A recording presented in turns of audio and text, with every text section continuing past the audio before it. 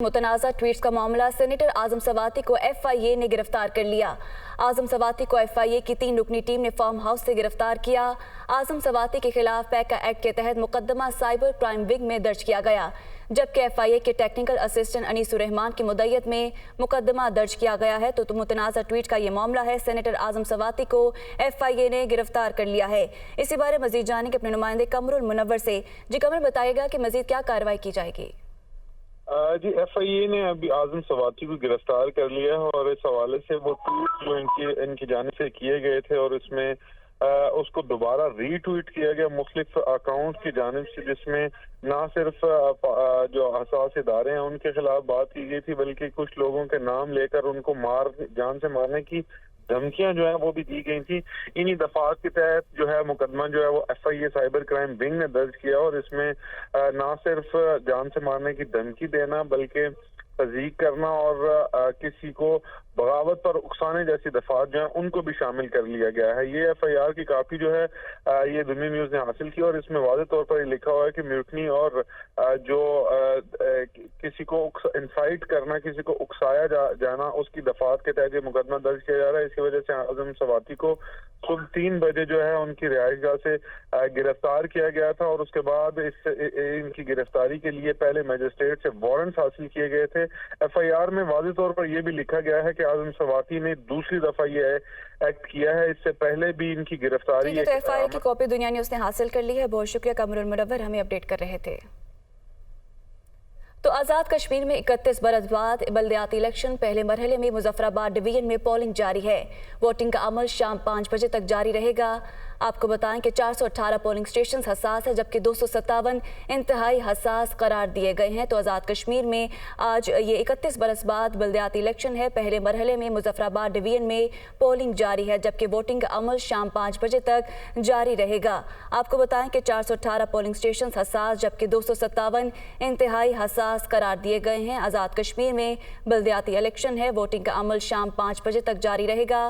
पहले मरहले में मुजफ्फराबाद डिवीजन में पोलिंग जारी है, जबकि 418 पोलिंग स्टेशन हसास, 257 इंतहाई हसास करार दिए गए हैं। 31 बरस बाद बल्दियाती इलेक्शन आज़ाद कश्मीर में करवाए जा रहे हैं। पहले मरहले में मुजफ्फराबाद डिवीजन में पोलिंग जारी है। वोटिंग के अमल की बात की जाए तो शाम 5 बजे तक वो जारी रहेगा, जबकि 418 पोलिंग स्टेशन हसास जबकि 257 इंतहाई हसास करार दिए गए हैं। सिक्योरिटी के सख्त इंतजाम किए गए हैं और इस वक्त वोटिंग का अमल जारी है।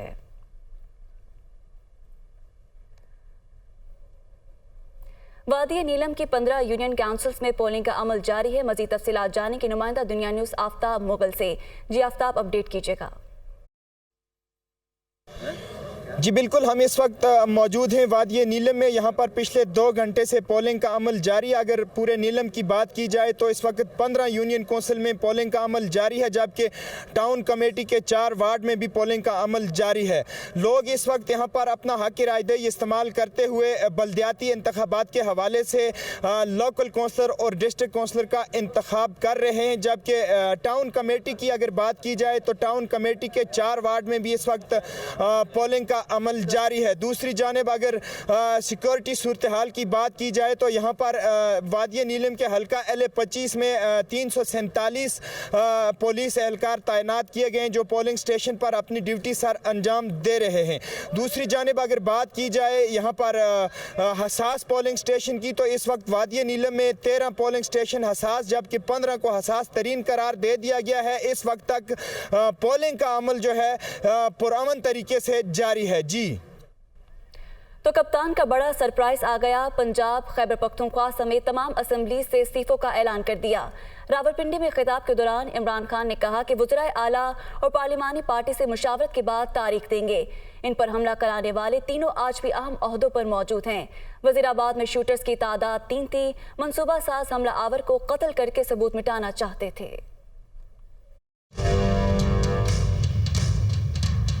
हमने अब इस निजाम का हिस्सा नहीं रहना। मैं अपनी सारी चीफ मिनिस्टर्स, अपनी पार्लियामेंट्री पार्टी से अब मिलूंगा। हमने फैसला किया है कि हम सारी असेंबलियों से निकलने लगे हैं। हम बजाय अपने मुल्क में तोड़ फोड़ करें, इससे बेहतर है कि हम इस करप्ट निजाम से बाहर निकलें। मुझे अफसोस वो है जो लोग इनको NRO देते हैं। मैं उन लोगों से भी पूछता हूं कि क्या आपको खौफ खुदा नहीं है कि आपने एक दिन अपने मालिक को जवाब देना है? क्या आपको खौफ नहीं है? 3 लोग, वो 3 मुजरिम जिन्होंने मुझे ये पूरी साजिश करके कत्ल करने की कोशिश की, वो अभी भी बड़े बड़े ओहदों पे बैठे हुए हैं। मैं गंगा में नहा के पाक हो गए और फिर उनको निकाले के जी चोर हैं। मैं 3.5 साल में एक जगह फेल हुआ हूँ। मैं ताकतवर को कानून के नीचे नहीं ला सका। जिन लोगों ने इस मुल्क को लूटा था, जिनके ऊपर करप्शन के केसेस थे, मैंने बड़ी कोशिश की, लेकिन नैब मेरे नीचे नहीं थी, वो एस्टेब्लिशमेंट के नीचे थी। नैब वाले मुझे कहते थे कि जी केस सारे तैयार हैं, लेकिन हुक्म नहीं आ रहा। 3 बंदूक वाले थे वहां, एक वो जिसने हमारे पे फायर किए, एक वो जिसने सामने से गोलियां चलाई जो हमारे ऊपर से निकल गई। मौसम शहीद, उसको उसने गोली नहीं मारी।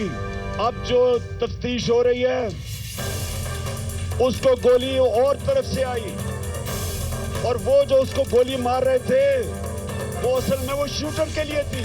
और एक ये जिसने इसको कत्ल करना था, जिस तरह लियाकत अली खान को जिसने कत्ल किया था, उसको वही मारा गया ताकि वो बोले ना। दूसरी जानिब मुस्लिम लीग काफ के रहनुमा मोनिस इलाही ने कहा कि इमरान खान जब कहेंगे उसी वक्त पंजाब असेंबली तोड़ दी जाएगी। ट्वीट में मोनिस इलाही ने कहा, 27 जुलाई को अल्लाह पाक ने इन्हें सुरखरू किया था और चौधरी परवेज इलाही को वज़ीर आला बनाया था। उस दिन के बाद से वो बोनस पर चल रहे हैं, अपने वादे पर कायम है। जिस दिन इमरान खान ने कहा उसी वक्त इंशाअल्लाह पंजाब असेंबली तोड़ दी जाएगी। वफाकी वज़ीर दाखिला राना सनाउल्लाह ने इमरान खान की तकरीर को शिकस्त का एतराफ़ करार दे दिया। कहते हैं अदम एतमाद की रिक्विजिशन जमा करा देंगे तो ये असेंबली नहीं तोड़ सकेंगे, ये लोग इस्तीफे दे ज़िमनी इलेक्शन हो जाएंगे।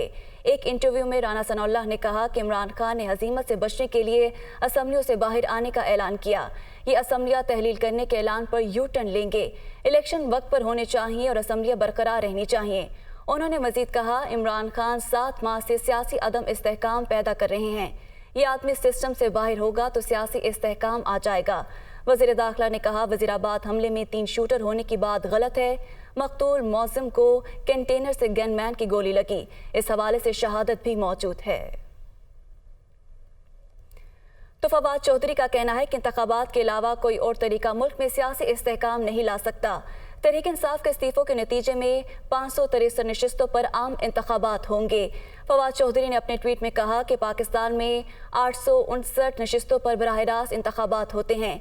तहरीक इंसाफ के इस्तीफों के नतीजे में कौमी असम्बली की 123, पंजाब असम्बली की 297, खैबर पख्तूनख्वा की 115, जबकि सिंध असम्बली की 26 और बलोचिस्तान की 2 नशिस्तों पर इंतखाबात होंगे। इमरान खान का अवाम पर एतमाद है कि अपनी हुकूमतें तहलील करके इंतखाबात में जा रहे हैं। घोड़ा भी है और मैदान भी। आइए इंतखाबात की तरफ बढ़ें। तहरीक इंसाफ के रहनुमाओं का कहना है कि अवाम ने डरे बगैर रावलपिंडी पहुंचकर साबित कर दिया कि वो हकीकी आज़ादी चाहते हैं। शाह महमूद कुरैशी ने कहा, राना सनाउल्लाह धमकियां देते जाओ, हमारे हौसले बढ़ते जाएंगे। असद उमर ने कहा, हकीकी आज़ादी के लिए अपने कप्तान के साथ जिद्दोजहद करेंगे। फवाद चौधरी का कहना था कि अवाम का फैसला तस्लीम करें, मुल्क में आम इंतखाबात का ऐलान करें। आपको डराने के लिए रोजाना एक प्रेस कॉन्फ्रेंस की जाती थी। राना सनाउल्लाह देख लो, नहीं सनाउल्लाह धमकियां देते चले जाओ। तुम्हारी धमकियों से हमारे हौसले बस नहीं, हौसले बढ़ते चले जाएंगे। इमरान खान ने अपनी जान हथेली पर रखकर वो आज वजीराबाद भी पहुंचा और आज रावलपिंडी भी पहुंचा है, और वो कह रहा है मेरी मंजिल हकीकी आजादी है। शहबाज शरीफ, नवाज शरीफ, आसिफ अली जरदारी का ख्याल है अगर इलेक्शनों की ताखीर दे दी तो शायद इमरान खान का मकबूलियत का ग्राफ ये ना रहे, और अल्लाह ने जो इज्जत आपको इक्तदार के बाद दी है वो लोग इक्तदार में भी हासिल नहीं कर सकते। 2 रास्ते, इन 2 रास्तों में से हमने फैसला करना है कि हमने किस रास्ते पे सफर करना है। पाकिस्तान के अवाम ने तो फैसला कर लिया है। कौन? गुलामी करने को तैयार नहीं है। हमारा कप्तान गोलियां खाकर भी खड़ा हुआ है। ये बुज़दिल उसको मौत से डराते हैं, लेकिन ये नहीं जानते कि ये ताकत इनके हाथ में है ही नहीं। जब से शहबाज शरीफ ने सुना कि रावलपिंडी में इमरान खान आ रहा है, वो जहाज लेके तुर्की चला गया। लेकिन इंशाअल्लाह ताला शहबाज शरीफ तुम सुबह आओ, हम तुम्हें एयरपोर्ट पे तुम्हारा इस्तकबाल करेंगे इंशाअल्लाह। हमारा कोई मुतालबा गैर जमहूरी नहीं है। हम चाहते हैं अवाम की राय के सामने सर तस्लीम में खम किया जाए। मुल्क में आम इंतखाबात का ऐलान करो। राना सनाउल्लाह जो भाग रहा है, जो शहबाज शरीफ भाग रहा है, फजलुर रहमान भाग रहा है, अगर अवाम तुम्हारे साथ है तो तोड़ क्यों लगा रहे हो? मैदान भी हाजिर है, घोड़ा भी हाजिर है, आओ मुकाबला करो, तुम्हारा भी पता चल जाएगा। तो दूसरी जानिब मुस्लिम लीग नून की नायब सदर मरियम नवाज ने तहरीक इंसाफ के लॉन्ग मार्च को नाकाम करार दे दिया। मरियम नवाज ने ट्वीट में कहा, नाकाम तरीन लॉन्ग मार्च एक के बाद एक ड्रामा और झूठ बोला गया। हकीकत यही है कि इमरान खान का 9 साला प्लान साजिश के जरिए हुकूमत ख़त्म करने, अपना मनपसंद आर्मी चीफ लाने, तकर्रुरे में रिखना डालने और नए चीफ को मुतनाज़ा बनाने का प्लान सब बुरी तरह फेल हो गया। मरियम नवाज ने मजीद कहा कि साजिशों का यही इंजाम होता है। वज़ीर ख़ारिजा बिलावल भुट्टो का कहना है कि इमरान खान का इस्तीफ़ा देने का ऐलान ड्रामा है। तहरीक इंसाफ ने फेस सेविंग के लिए फ्लॉप शो किया। बिलावल भुट्टो ने अपने ट्वीट में कहा कि पीटीआई इंतकालाबी मजमा इकट्ठा करने में नाकाम रही। पीटीआई इदारों के सरबराहान की तैनाती के अमल को सबूताश नहीं कर सकती। मायूस होकर पीटीआई ने इस्तीफों का ड्रामा किया। चेयरमैन पीपल्स पार्टी ने कहा कि इमरान खान का पिंडी से मुतालबा दोबारा सिलेक्ट होने का है। कब तक पंजाब और केपी को सियासी आले के तौर पर इस्तेमाल करते रहेंगे। तो वज़ीर-ए-आज़म शहबाज शरीफ दौरा तुर्किया मुकम्मल करके वतन वापस पहुंच गए हैं। वज़ीर-ए-आज़म ने अपने दौरे के दौरान तुर्क सदर, ताजिरों और दीगर शख्सियात से मुलाकातें की। इस मौके पर उन्होंने कहा कि पाकिस्तान में सरमायाकारी के बेहतरीन मौके मौजूद हैं। तुर्क ताजिरों ने पाकिस्तान में तवानाई समेत मुख्तलिफ शोबों में सरमायाकारी में दिलचस्पी का इजहार किया। जावेद हुसैन की रिपोर्ट देखिए। वज़ीर-ए-आज़म शहबाज शरीफ ने तुर्क ताजरों और बिजनेस ग्रुप्स के सीईओज से भी मुलाकातें की, जिन्होंने पाकिस्तान में तवानाई समेत मुख्तलिफ शोबों में सरमायाकारी में दिलचस्पी का इजहार किया।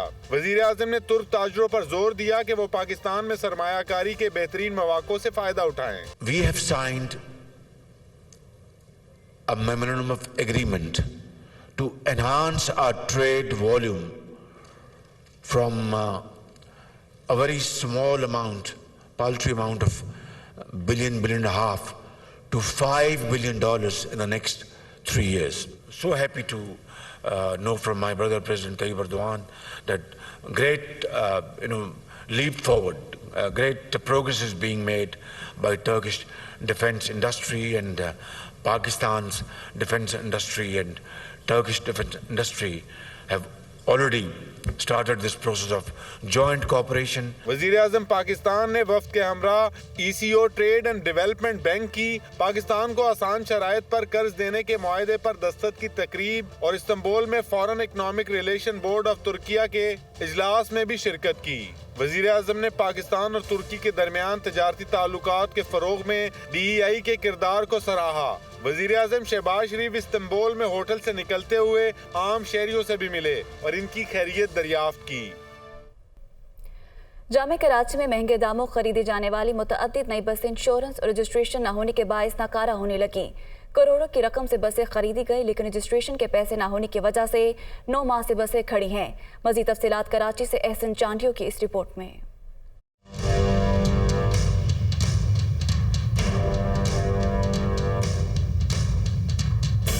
जामे कराची में तालिब इल्मों को ट्रांसपोर्ट की सहूलत देने के लिए महंगे दामों खरीदे जाने वाली 8 नई बसें इंश्योरेंस और रजिस्ट्रेशन न होने के बायस नाकारा होने लगी। जामिया में पहले ही तुलबा के ट्रांसपोर्टेशन की कमी है, उसके बावजूद इंतजामिया की नाअहली के बायस नई बसें जामिया में 9 माह से खड़ी हैं। ट्रांसपोर्ट इंचार्ज का कहना है कि 8 करोड़ की रकम से 8 बसें खरीदी गयी, लेकिन इंश्योरेंस और रजिस्ट्रेशन के पैसे न होने की वजह से बसें 9 माह से मट्टी खा रही हैं। We are waiting for registration and insurance. जैसे ही हमारे पास पैसे आ जाएंगे तो हम इसको रोड पे ले आएंगे।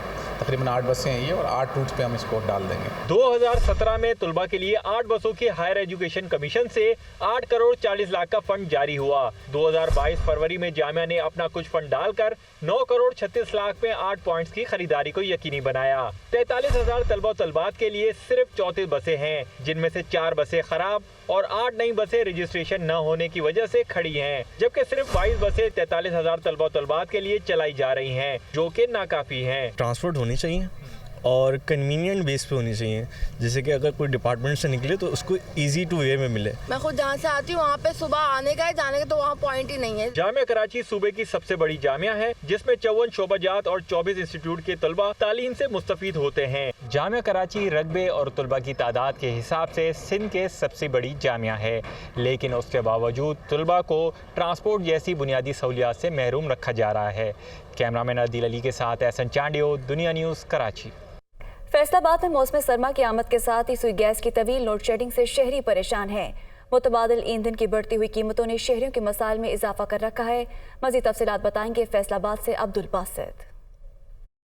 जी बिल्कुल, जैसे ही मौसम सरमा की आमद हुई है तो शहर के मुतअद्दिद रहायशी इलाकों में गैस की लोड शेडिंग और तवील बंदिश का सिलसिला शुरू कर दिया गया है, जिसकी वजह से खुसूसी तौर पर घरेलू सार्फिन को परेशानी का सामना करना पड़ता है। घरों पर खाना बनाना हो या दीगर घरेलू अमूर अंजाम देने हो तो उन्हें जो है वो अंजाम देने में शहरियों को मसाइल का सामना करना पड़ता है। तो जैसे ही गैस की लोड शेडिंग शुरू हुई है तो साथ ही जो मुतबादिल ईंधन है उनकी कीमतों में भी इजाफा कर दिया गया है। शहरियों का कहना है कि जब गैस नहीं आती तो मुतबादिल ईंधन का इस्तेमाल करने पर मजबूर हो जाते हैं, और मुतबादिल ईंधन की अगर बात की जाए तो इनमें LPG समेत जो दीगर ईंधन है जिनमें लकड़ी, कोयला और जो दीगर मुतबादिल ईंधन है उनकी कीमतों में भी इजाफा कर दिया गया है। LPG कीमत अगर देखी जाए तो इस वक्त 200 से 230 रुपये फ़ी किलोग्राम के हिसाब से जो है वो गैस फ़रोख्त की जा रही है, जिससे शहरियों को शदीद मसाइल का सामना करना पड़ता है। एक शहरी मेरे साथ मौजूद हैं, उनसे जानते हैं कि उन्हें किन किन मुश्किलात का सामना है। जैसे ही सर्दियाँ शुरू हुई है गैस की लोड शेडिंग शुरू हो गई है, और उसके बावजूद हमें लोड शेडिंग के बावजूद 200 रुपये किलो LPG, कोयला, लकड़ी बहुत ज़्यादा महंगे रेट पर खरीदनी पड़ रही है। आम आदमी अफोर्ड नहीं कर पा रहा, और हुकूमत को चाहिए लकड़ी, कोयला, LPG की कीमतों में गौर करें, उनको कम करें, हर आदमी की पहुंच में हो, हर आदमी आसानी से अपना मसाइल हल कर सके। घर वाली गैस बिल्कुल नहीं सुबह टाइम आती, आम आदमी बहुत परेशान है। जी बिल्कुल, घरों पे गैस ना होने की वजह से मुतबादिल ईंधन का इस्तेमाल करने पर शहरी मजबूर है, और मुतालबा भी यही कर रहे हैं कि जो गैस की सप्लाई है उसको यकीनी बनाया जाए ताकि इस वाले से शहरियों को जो दरपेश मसाइल हैं वो भी कम हो सकें। जी तो मुल्तान में गैस की तवील लोड शेडिंग से परेशान शहरियों को LPG की आसमान से बातें करती कीमतों ने दोहरी अजियत में मुब्तला कर दिया। मज़ीद तफसीलात जानते हैं जान शेर खान से। मुल्तान शहर में गैस की घंटों और तवील लोड शेडिंग ने शहरियों को परेशान करके रख दिया है। अब यहाँ पर शहरी जो हैं उन्होंने LPG मजबूरन उन्होंने सिलेंडर भरवाने पड़ रहे हैं, और LPG की शॉप्स जो हैं वहाँ पर काफ़ी ज़्यादा रश है, लेकिन कीमतें जो हैं वहाँ पर भी रेट्स आसमान से बातें कर रहे हैं। LPG के 200 रुपये फ़ी kg आज का रेट है LPG का। यहाँ पर मेरे साथ शहरी मौजूद हैं। गैस की जो लोड शेडिंग है कितना मुतासर कर रही है आप लोग? जी हमें 1 किलो एक दिन का गुजरता है, 7 अफराद हैं हम खाने वाले, और उसमें 500 रुपये दिहाड़ी मिलती है, जिसमें से 200 रुपये की LPG ले लेते हैं, और 300 रुपये में स्टडी और बच्चों को खाना पीना कहाँ से करें हम। हमारी गवर्नमेंट से अपील है कि रहम फरमाए हम पे, गरीब मजदूर पे। वैसे महंगाई जो है वो आसमान पे बातें कर रही है, उधर से लोड शेडिंग जो है वो काफ़ी ज़्यादा परेशान कर रही है यहाँ के सार्फिन जो हैं, शहरी जो हैं। कोई शेड्यूल नहीं है, कोई टाइमिंग नहीं है, गैस की घंटों लोड शेडिंग है, तवील लोड शेडिंग है, गैस की बंदिश है, जिसकी वजह से मजबूरन जो है शहरियों को यहाँ पर महंगे दामों LPG सिलेंडर वो भरवाने पड़ रहे हैं। जी तो कोयटा में महंगाई के सबब सफ़ेद पोश लोगों का जीना मुश्किल हो गया। टमाटर और प्याज की कीमतों में रोजाना की बुनियाद पर इजाफा होने लगा है। टमाटर और प्याज फी किलो 50 रुपये के इजाफे के बाद अब 200 रुपये में फरोख्त हो रहे हैं। मज़ीद जानते हैं नुमाइंदा दुनिया न्यूज़ फरीदुल्लाह खान से। कोयटा समेत पूरे बलूचिस्तान में जो महंगाई का ना थमने वाला तूफान है वो चल रहा है, इसको रुकने का कोई नाम नहीं ले रहा, और सबसे ज़्यादा मुतासिर महंगाई से जो हो रहा है गरीब आदमी हो रहा है। कोयटा में जो देखने में आ रहा है प्याज और टमाटर की कीमत जो मुसलसल बढ़ती जा रही है, और ये इसकी एक वजह ये भी है कि जो अपने लोकल प्रोडक्शन है प्याज और टमाटर की वो नहीं हो रही। प्याज ईरान और तुर्की से आ रहा है, अगर टमाटर की बात करें वो भी ईरान से आ रहा है। लोग इस बारे में बड़े परेशान हैं। हमारे साथ एक शहरी मौजूद है जो यहाँ सब्ज़ी मंडी में टमाटर और प्याज दूसरी सब्जियाँ लेने, उनसे बात। जी आप बताएँ टमाटर और प्याज की क्या रेट है? जो है गरीब का बस यार चीज़ बाहर हो चुका है। प्याज 200 रुपया, टमाटर 200 रुपया, आलू इसी तरह महंगा हो गया है। गरीब आदमी करे क्या, आप खुद सोचें। तो आजकल तो 20-25 हज़ार से गुजारा भी नहीं होता है, हर चीज़ महंगा हो गया है सर। जी, इनका ये कहना है कि तनख्वाह जो है 20-25 हज़ार रुपये और टमाटर और प्याज जो है 200 रुपये किलो मिल रहा है। अगर हम आलू की बात करें भी तो वो अच्छा खासा महंगा हो चुका है और इतना कम तनख्वाह में इतना गुजारा करना बहुत मुश्किल हो। सब यही डिमांड है कि गवर्नमेंट और ख़ासकर मार्केट कमेटी जो है जो रोज़ाना की बुनियाद पर जो नरखनामा जारी होता है वो जारी करे और उस पर सख्ती भी अमल दरामद भी कराए ताकि आम आदमी को कुछ रिलीफ मिल सके। जी।